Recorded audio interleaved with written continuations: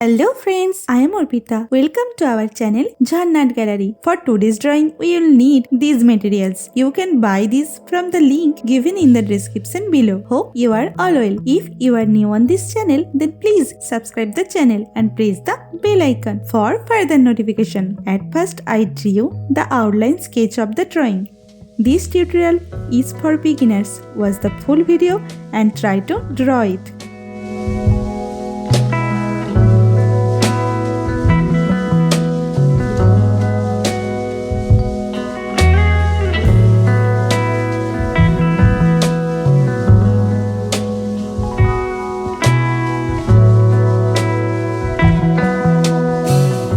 If you are enjoying this video, then please like the video and share it with your friends. Your support helps me create more drawings like this. Whenever you want to draw something, search Jharna Gallery in YouTube and get so many beautiful scenery and subject drawings with easy drawing steps.